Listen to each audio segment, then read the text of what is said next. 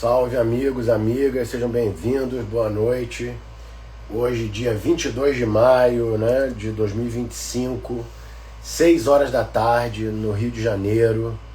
Estamos aqui na cidade purgatório da beleza e do caos, né, da cidade caótica do Rio de Janeiro. Salve a Guina, a primeira pessoa a entrar. Então estamos falando aqui, né, estamos aqui no Rio de Janeiro, que é uma cidade, porto de escravos, né? O maior porto de escravos da história da humanidade. É uma cidade marcada pela desigualdade, marcada pelos contrastes, né? A dificuldade imensa de se prover serviços públicos de qualidade no Rio de Janeiro, né? O Rio de Janeiro está desenhado para ser uma Casa Grande Senzala.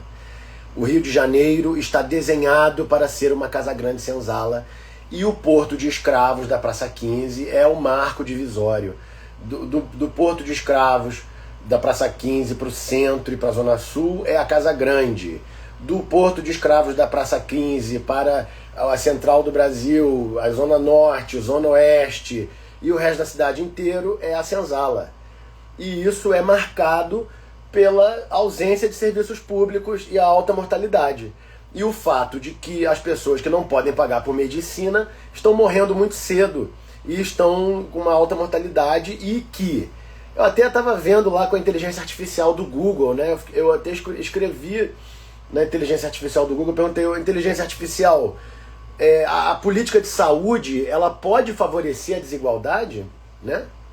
É possível que as políticas de saúde pública acabem por favorecer, perpetuar os contrastes sociais, a diferença de mortalidade, né? E aí a inteligência artificial é claríssima, né? Ela é boa de síntese. E ela fala, porque tem muita corrupção na gestão em saúde, porque o serviço é desigual, porque o acesso é desigual, porque certas pessoas têm a possibilidade de acessar o serviço, outras não têm possibilidade de acessar o serviço. Então isso vai configurando que nós estamos gastando nosso dinheiro público na reprodução das nossas doenças e na reprodução do padrão das nossas doenças. Isso tem que ser discutido. Isso é assim desde que o Porto de Escravos foi fundado, né? Isso é assim desde que o nosso país foi fundado. Então, na verdade, o contraste social que a gente vive no Brasil e o contraste de saúde que a gente vive dentro das nossas comunidades, dentro até das nossas famílias, né? Tem pessoas que conseguem acessar e tem pessoas que não conseguem acessar a medicina e a saúde, é o desenho da sociedade brasileira. Nossa sociedade está desenhada para ser uma Casa Grande e uma Senzala. Então na Casa Grande tem serviços públicos e na Senzala não tem, nunca vai ter e nunca foi pensado para ter.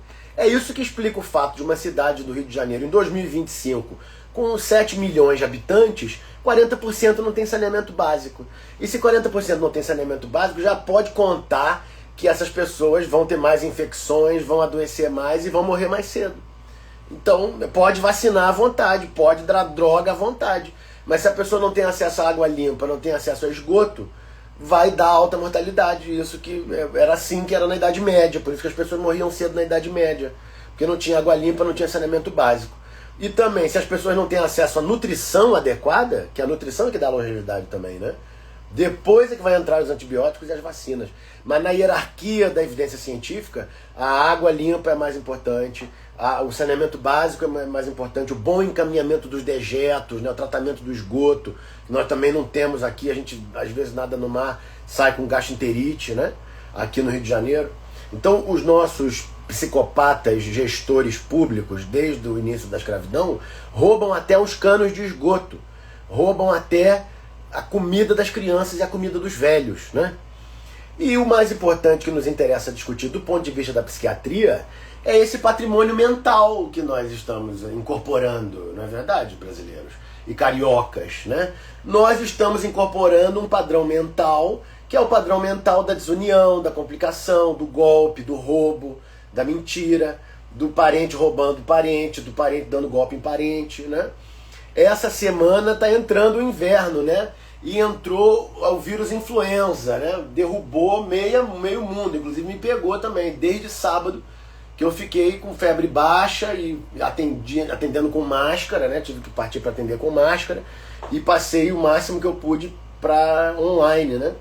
Mas entra o inverno, entra a influência do inverno, entra o influenza, né? Influenza, esse vírus influenza, um dos vírus da gripe, né? Um dos vírus, né? Que provoca gripe, provoca a síndrome do resfriado. Tem esse nome medieval de influenza, que quer dizer exatamente isso, a influência do ambiente, a influência dos astros, a influência da mudança da estação, a influência do inverno, a entrada do inverno, né, o aprofundamento do outono, o início da chegada do inverno. Então já estremeceu todo mundo.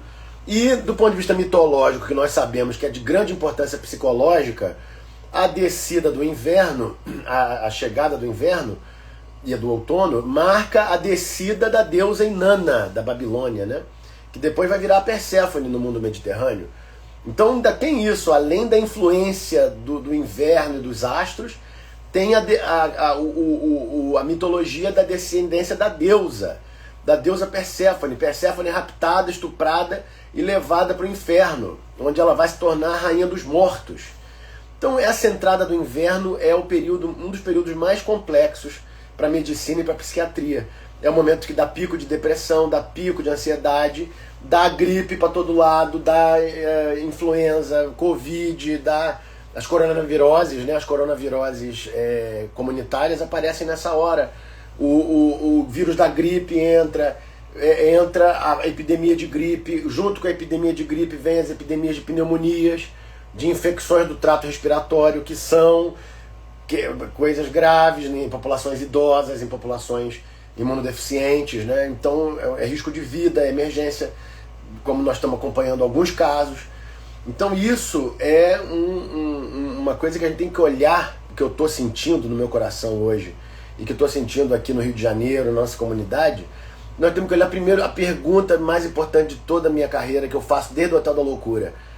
Por que competir quando devemos cooperar? Essa ninguém consegue responder. A única resposta é doença, é patologia. A única resposta é neurose, competição patológica. Então, por que competir quando devemos cooperar? Por que competir quando a nossa saúde depende da gente cooperar? A nossa longevidade depende da gente cooperar. Nós temos que, para a gente viver muito e para a gente viver com qualidade, nós temos que cooperar socialmente. Nós temos que cooperar com a nossa família, nós temos que cooperar com a nossa comunidade. Todos nós vamos ficar velhos, todos nós vamos adoecer em um momento ou em outro, todos nós vamos morrer, todos nós vamos ter necessidade de ajuda. Bertolt Brecht tem um poema muito bom que ele fala: peço aos senhores que não se indignem, pois todo ser humano precisa de ajuda. Ele é da infanticida Maria Farrar, né? Esse poema, da infanticida Maria Farrar. Então peço aos senhores que não se indignem, pois todo ser humano precisa de ajuda. E esse é um dado biológico, esse é um dado da humanidade. Nós sempre cooperamos, sempre vamos cooperar e sempre precisamos de cooperação. A biologia é cooperativa, a biologia é toda interconectada, as moléculas são autopoéticas, uma produz a outra, é tudo ciclo. Somos um círculo dentro de um círculo sem início e sem fim. Né? Cuidar do outro é cuidar de mim é cuidar do outro. Agora, no contexto de trauma colonial, no contexto de ter sido fundado enquanto porto de escravos, enquanto sociedade colonial, enquanto ainda sociedade Casagrande-Senzala, tem que gerar em nós uma reflexão de que algo pode estar fora da ordem na nossa sociedade brasileira, não é isso, meus amigos? Nós temos que estranhar o que nós aceitamos, né? Nós temos que entender a nossa história, temos que entender o nosso corpo, temos que entender a história dos nossos ancestrais. E entendendo a história dos ancestrais, como diz o Bateson, né, o Gregory Bateson, que inclusive tem uma edição, a primeira edição da obra dele em português, né, o Gregory Bateson, Rumo a uma Ecologia da Mente, né? Ele trabalhou com pacientes esquizofrênicos, trabalhou com terapia de família, e ele faz uma pergunta que para nós brasileiros e para nossa comunidade, para nossa família, seria muito importante, que é: quando começaram as aberrações? Quando começaram os assassinatos? Quando começaram os estupros? Quando começaram os golpes?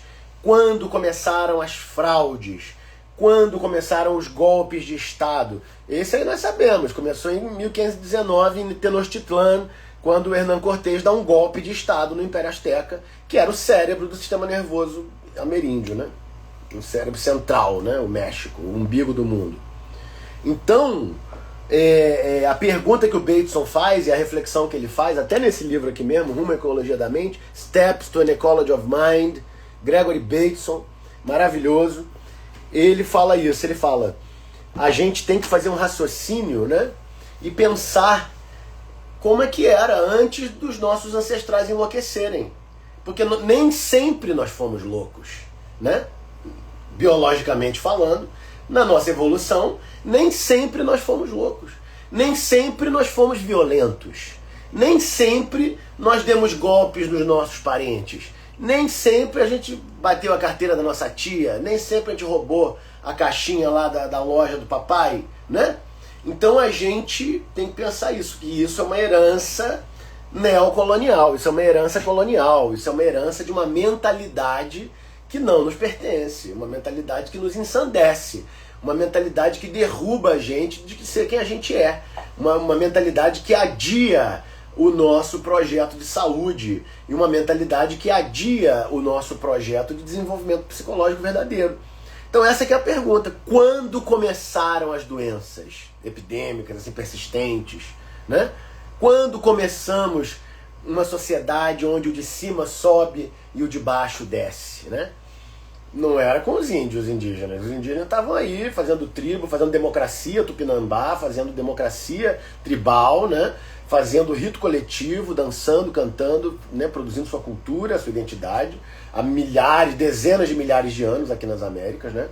Também não começou essa coisa, né, de um fazer guerra, dominar e matar e estrangular e tal, também não começou na África. Isso começa na Babilônia, né?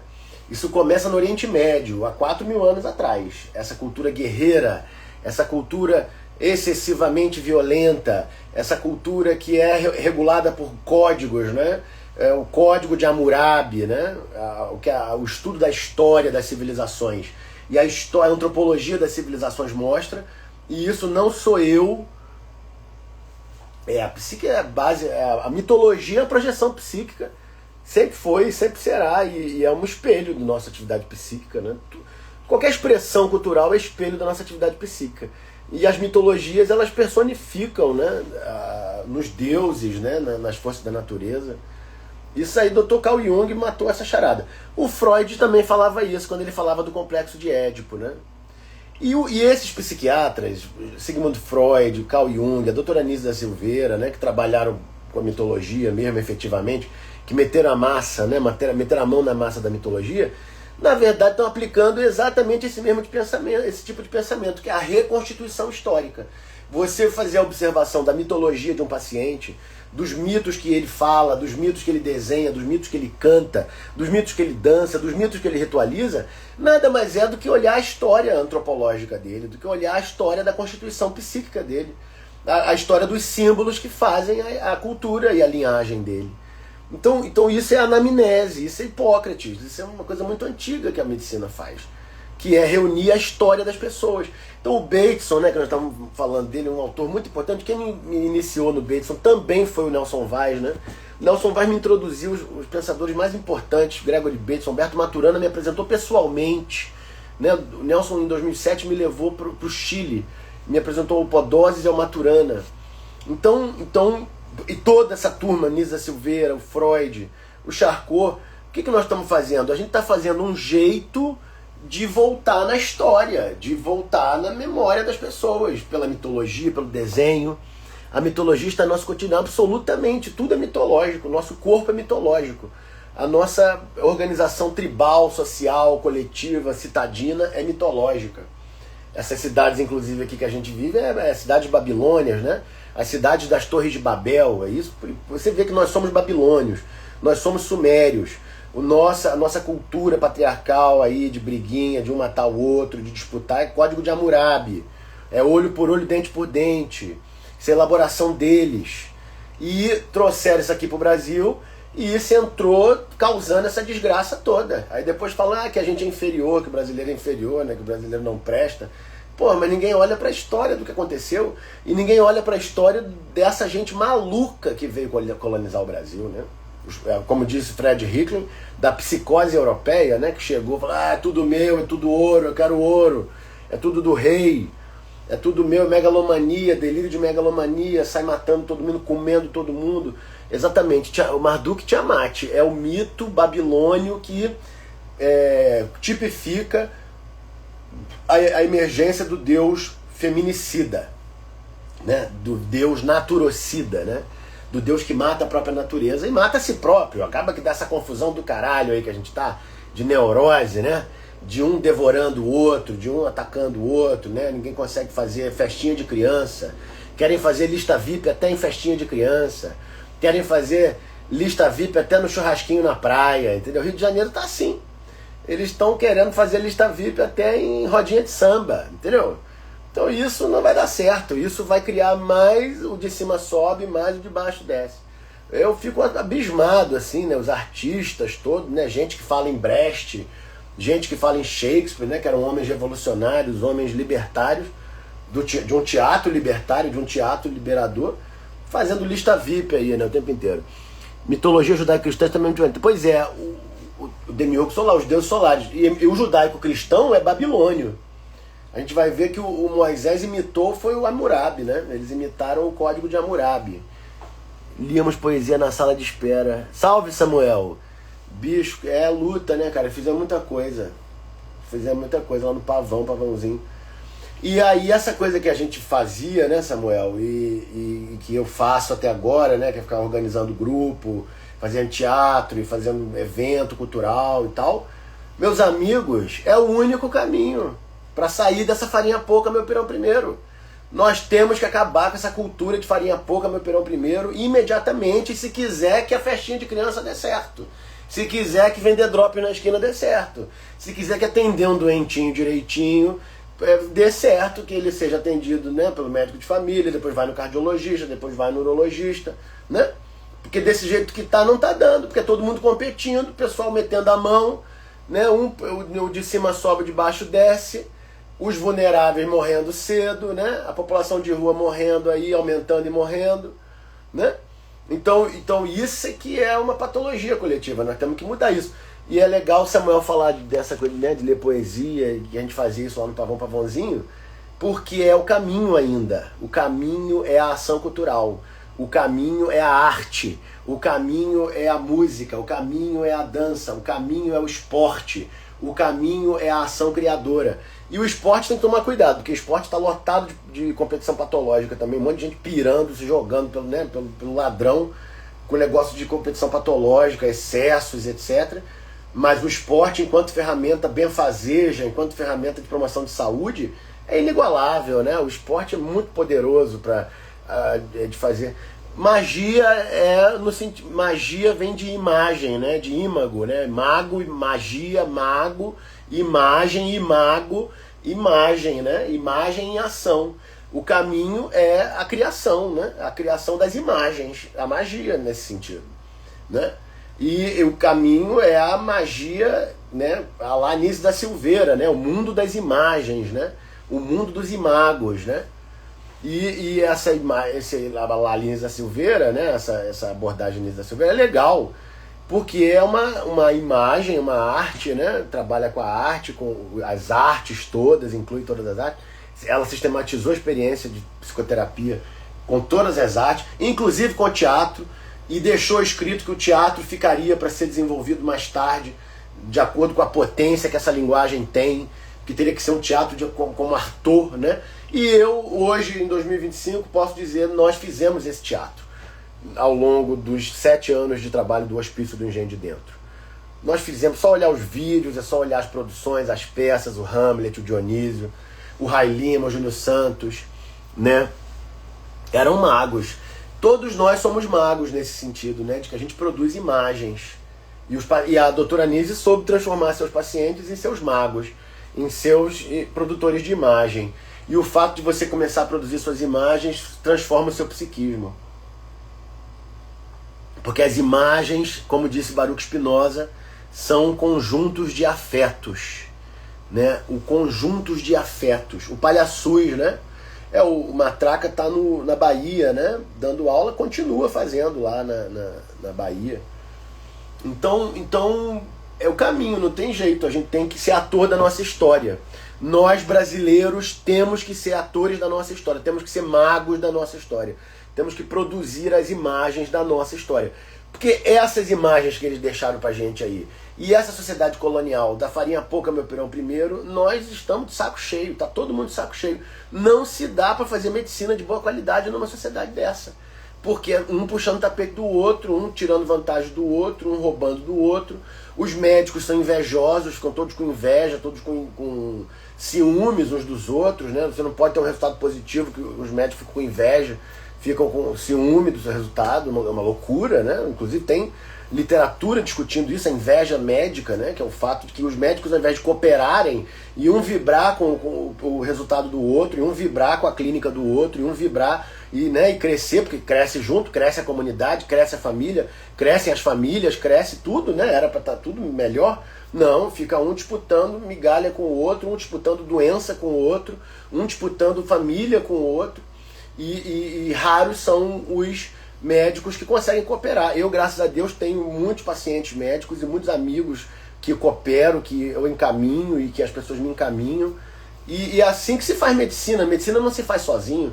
E eu tenho dívida científica, dívida artística, dívida psicológica com médicos importantíssimos, como Nelson Monteiro Vaz, como o professor Humberto Maturana, que estudou medicina, a professora Jessamine Gunsler, que é minha orientadora há 10 anos. Né? O bom de ficar velho é isso, né? Rapidinho, você já está fazendo há 10 anos a minha orientação com a Jessamine, 11 anos a orientação com o professor Jacarpan, que é um médico suíço, grande mestre da dança, do teatro, da performance, da psiquiatria transcultural, uma figura maravilhosa, fala português, é casado com uma brasileira, com uma antropóloga brasileira, Mônica Arpan. E Jacarpan, eu descobri ele pela literatura. Então a medicina, ela é mágica, a medicina é magia, a medicina é o máximo, né? Se você não tomar o antibiótico, você morre de pneumonia, aí você vai lá e toma e acaba o problema, né? Isso é mágico, isso é maravilhoso, e a medicina é mais antiga do que a própria humanidade. Circulou um videozinho aí falando que os chimpanzés eles usam ervas medicinais, eles conhecem ervas medicinais, né? Então e ervas venenosas também. Isso eu já tinha lido há muito tempo, porque eu sou leitor de primatologia, eu entendi que medicina é primatologia, porra. Se você quiser entender o ser humano, tem que entender primatologia. A gente é primata de manhã, de tarde e de noite.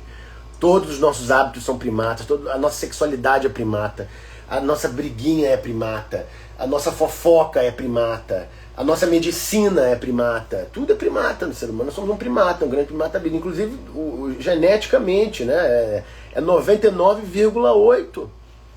O Pelezinho mora sozinho, cara, até hoje, viu?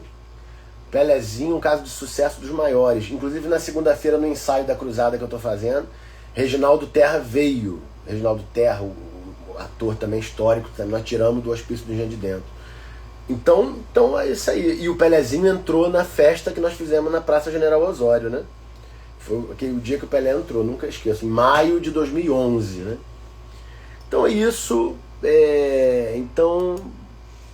Então é isso que a gente precisa discutir, né? Por que competir quando podemos cooperar? Farinha pouca, meu pirão primeiro, tá todo mundo de saco cheio, entendeu? E essa é a causa da nossa desgraça, entendeu? Não adianta mais se debater com isso. Por que competir quando nós devemos cooperar? E se cooperar, vai ficar muito mais fácil para todo mundo, vai ficar muito mais fácil de lidar, resolver. Como dizia Zé Pacheco lá no Hotel da Loucura, o maior pedagogo vivo, ele falava, para cuidar de uma criança, para educar uma criança, é preciso uma tribo. E obviamente o mesmo princípio. Se para cuidar de um doente, é preciso uma tribo. Para cuidar de um velho, é preciso uma tribo. Para cuidar de uma criança, é preciso uma tribo. Se tiver uma tribo, é possível. Se não tiver uma tribo, é impossível. Vira essa merda aí que tá um comendo o outro, um, né, destruindo o outro. E nem precisa colonizador mais, né? Os colonizadores, teoricamente, já foram embora, né? Inclusive, estava lembrando lá de quando expulsaram a família real do Brasil, né? O nosso imperador Pedro II, que era um homem que amava o país, um homem muito interessante, né? Uma figura muito interessante, foi paciente do Charcot. O Charcot que assinou o atestado de óbito dele.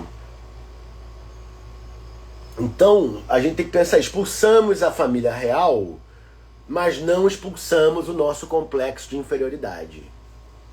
Sacou? Pode até expulsar a família real em 1889, né? Foi quando aconteceu. Mas o nosso complexo de inferioridade, a nossa pequenez de visão, né? A nossa incapacidade de interpretar nosso corpo, a nossa incapacidade de interpretar nossa história, a nossa incapacidade de interpretar nossa realidade, a nossa incapacidade de entender a nossa família, nosso território, nossa comunidade, o fato de que a gente vive no conflito, brigando, aí alta taxa de homicídio, né, a desorganização das nossas instituições, a desorganização da educação no país, da educação médica. Nós formamos uma elite médica que não toca no solo, né? Eu passei por essa educação médica na universidade pública e nós somos preparados numa medicina cartesiana que não tem relação com a realidade e que nos transforma em seres flutuantes, seres que só pensam cientificamente, né, com protocolos e artigos científicos internacionais, drogas sofisticadas, mas não nos ensinam nenhuma psiquiatria de família, nenhuma psiquiatria comunitária, nenhum saber de origem brasileira, como por exemplo a obra do Dr. Juliano Moreira, que era um homem preto, fundador da psiquiatria brasileira, que ajudaria os médicos brasileiros, se estudassem o Juliano Moreira, ajudaria eles a aproximar a medicina e a psiquiatria da realidade do homem preto, da realidade da mulher preta, da pessoa que vem da escravidão. Porque o próprio Juliano Moreira falou isso. Não é problema genético, o problema são as condições sociais. Juliano Moreira, o psiquiatra preto, fundador da psiquiatria brasileira, que foi apagado, né, por esse sistema da farinha pouca, meu perão primeiro, da neurose, da besta fera. Ele falava sobre isso, ele falava não são as causas raciais o problema das doenças, são as condições sociais. Se pegar um branco caucasiano e colocar nas péssimas condições sociais que os nossos povos vivem na periferia das cidades, ele também vai desenvolver as mesmas psicoses. Isso o Dr. Juliano Moreira escreveu em 1902, entendeu?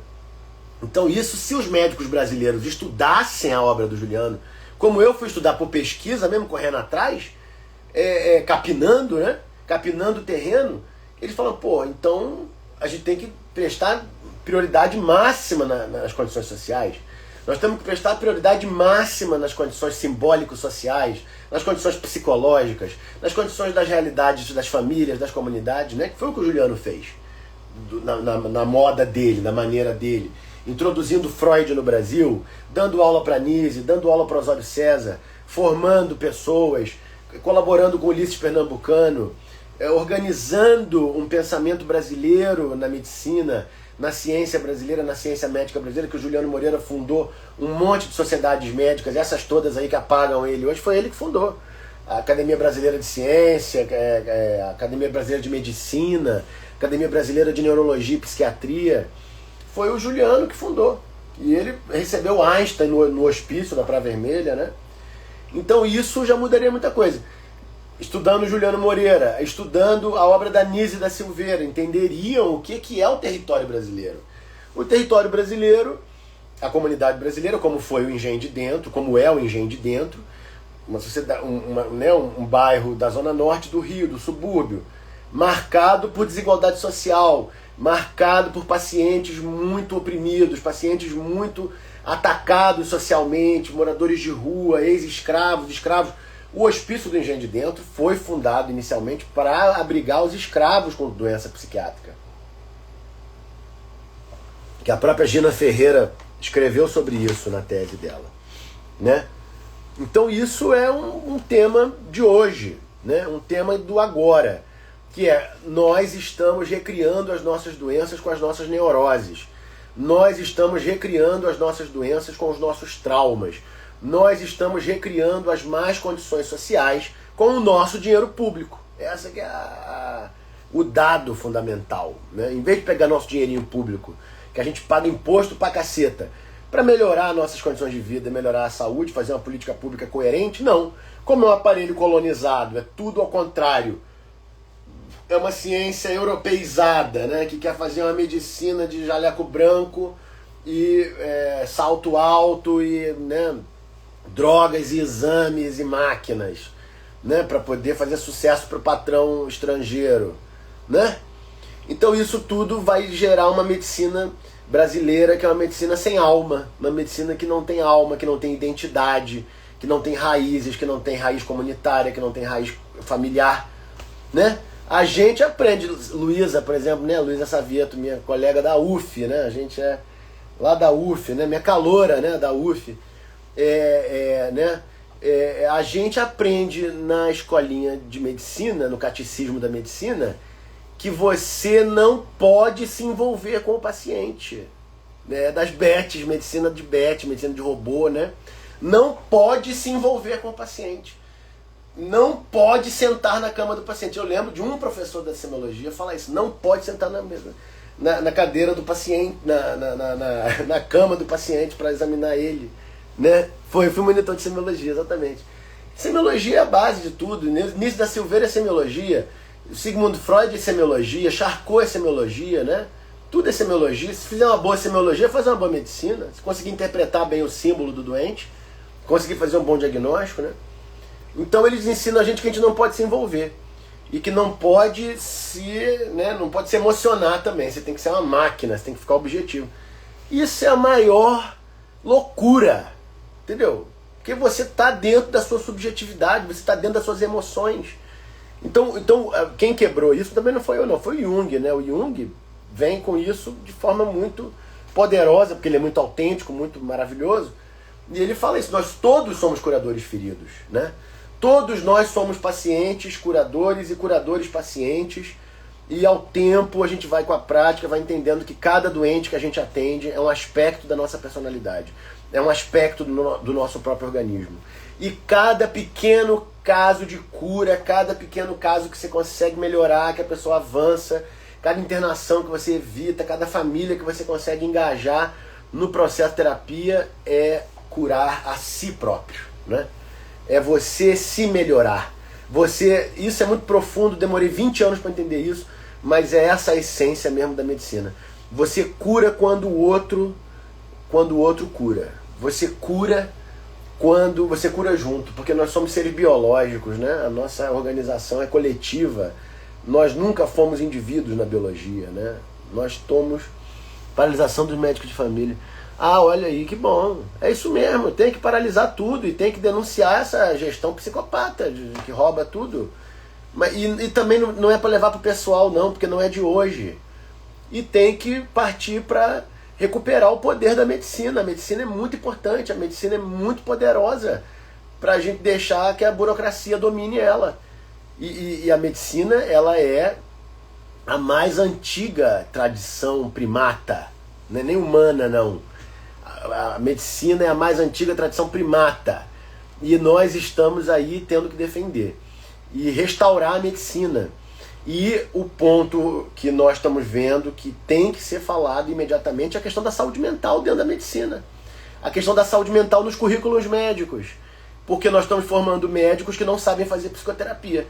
Você ir para a prática médica sem saber fazer psicoterapia é que nem ir caçar no mato sem cachorro.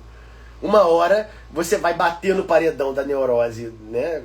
Que as doenças clínicas estão todas por trás. É tudo neurose, autossabotagem e autodestruição. E você vai ser devorado também. Os seus impulsos autodestrutivos que não foram tratados vão ser reativados e você vai partir para se destruir. Igualzinho ao doente.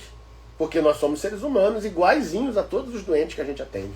Não temos nada de diferente do ponto de vista biológico. A única coisa que talvez a gente possa ter de diferente é um método e uma tradição, né?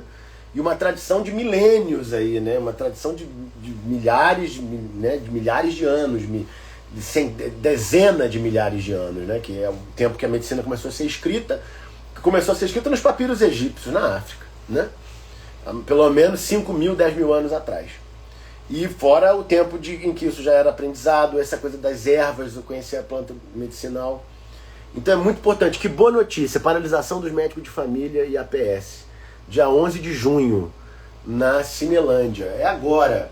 É isso aí, é o momento de discutir essa questão de que nós temos que nos organizar coletivamente, temos que organizar as famílias que a gente atende coletivamente, que é com terapia de família que faz isso.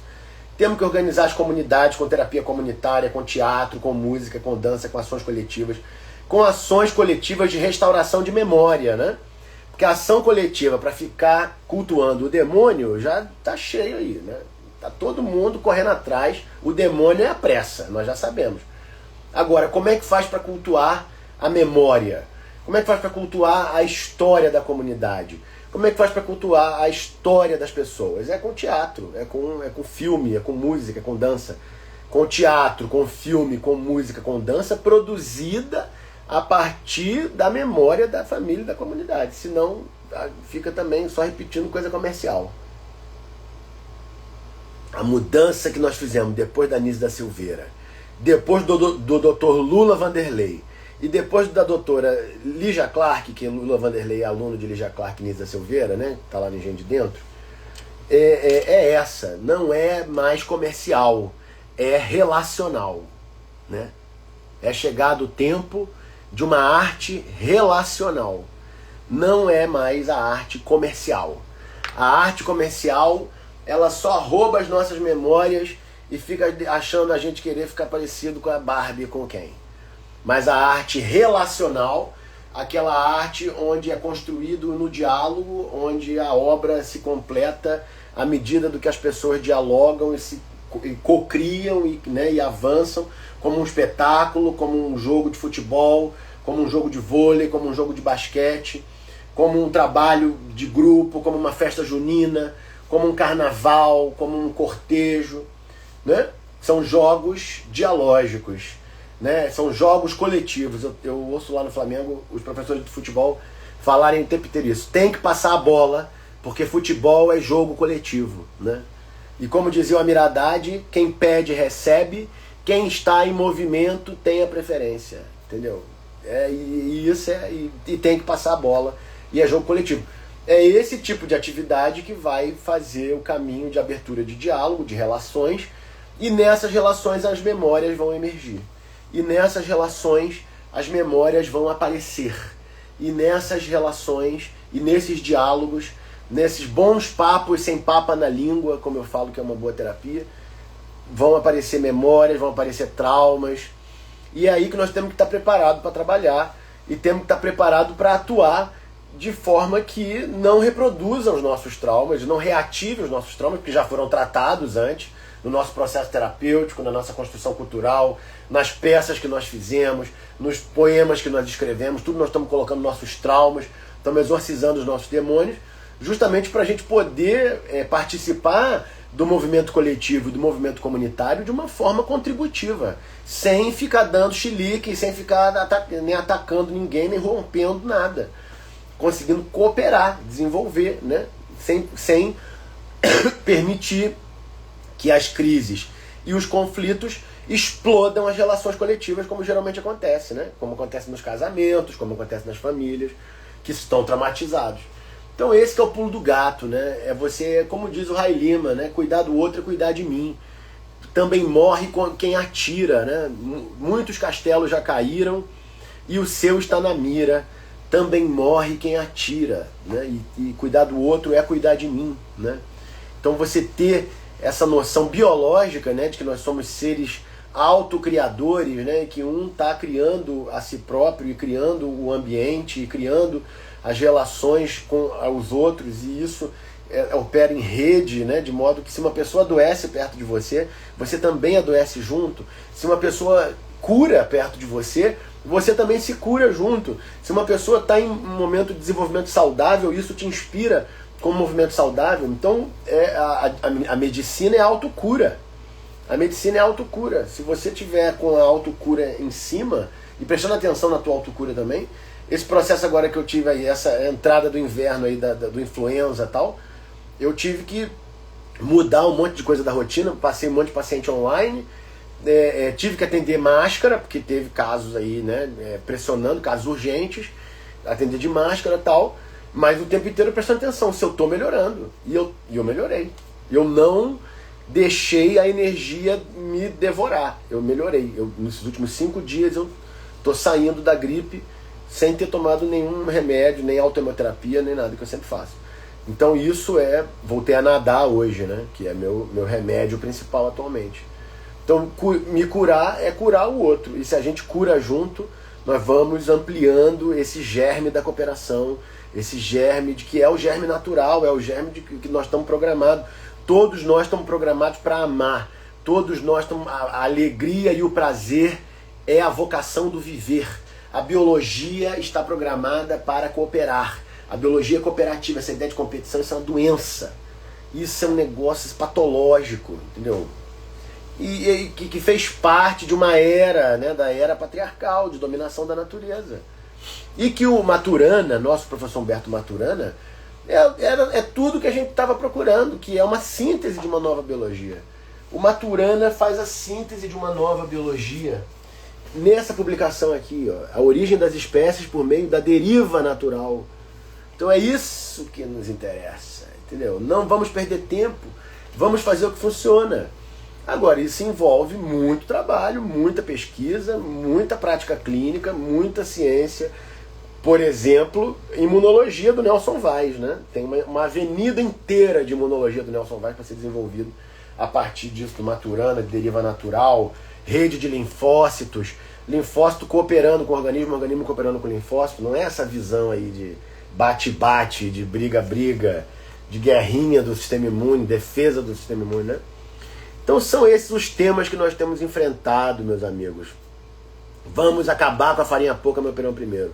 Isso é uma loucura. Por que competir quando é vital, necessário, essencial que a gente coopere pela nossa saúde, pela nossa longevidade, pela saúde da nossa família, pela saúde da nossa comunidade? É essencial que a gente coopere.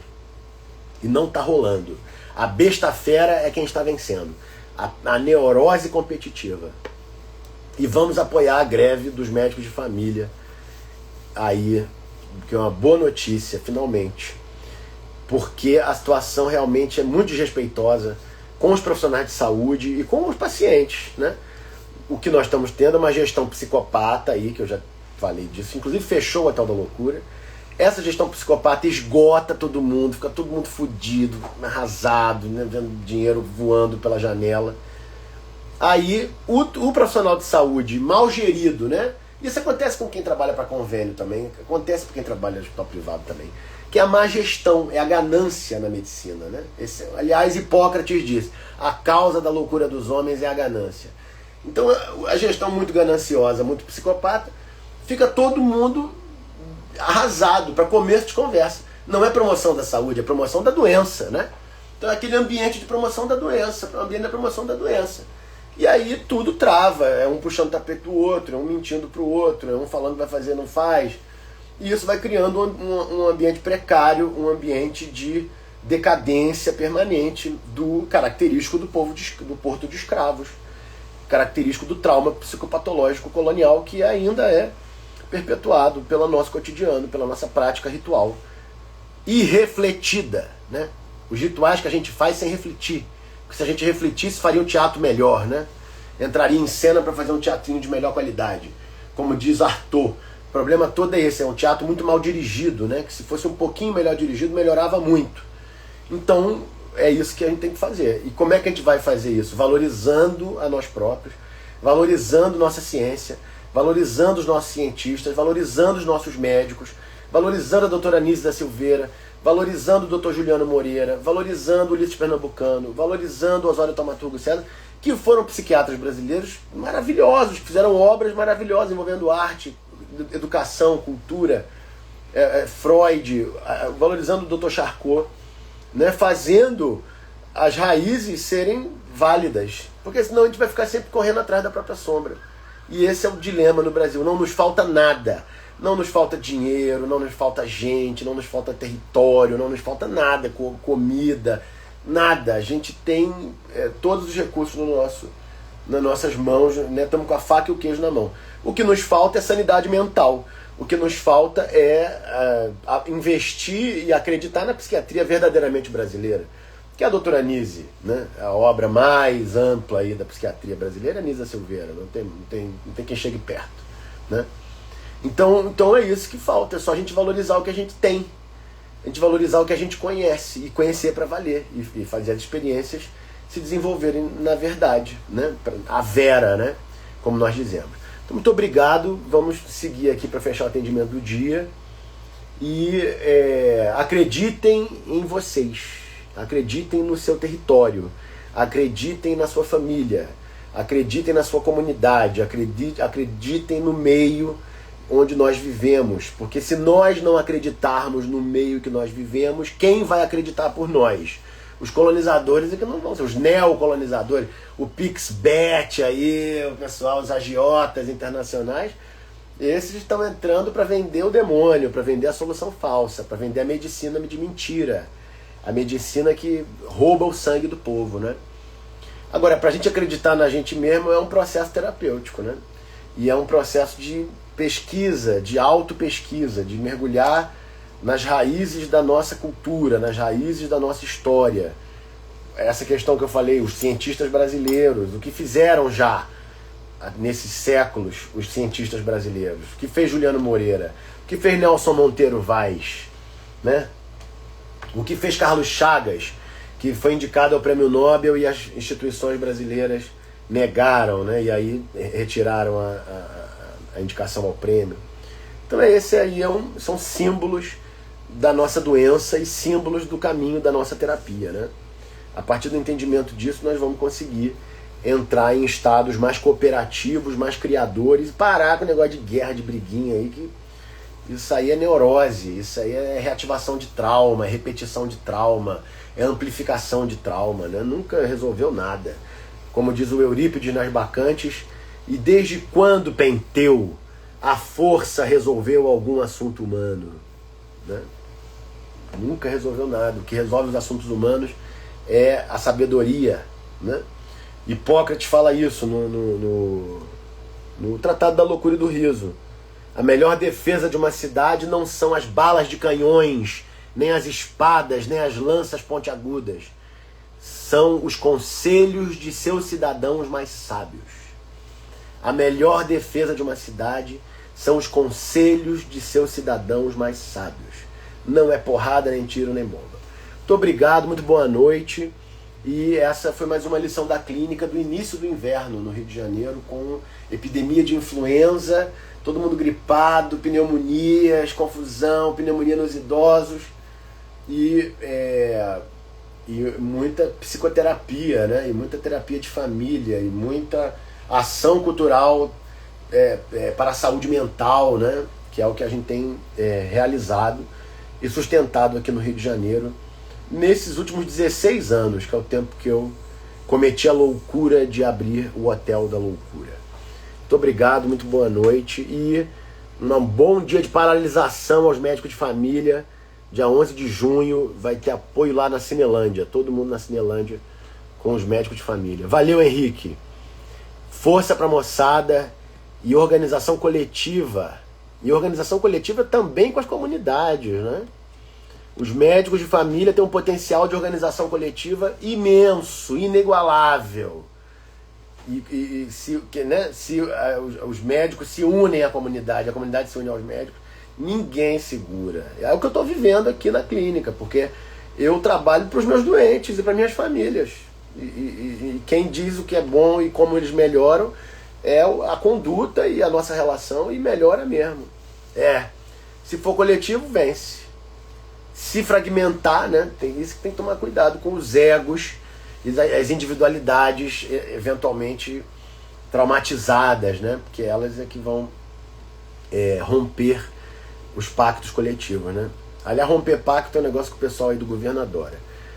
Meus amigos, muito boa noite, muito obrigado e vamos em frente. Cuidar do outro é cuidar de mim.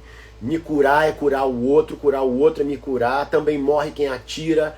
Muitos castelos já caíram e o teu está na mira. Também morre quem atira. Muito obrigado. Marcelo Yuca, né? Nosso poeta carioca, do rap.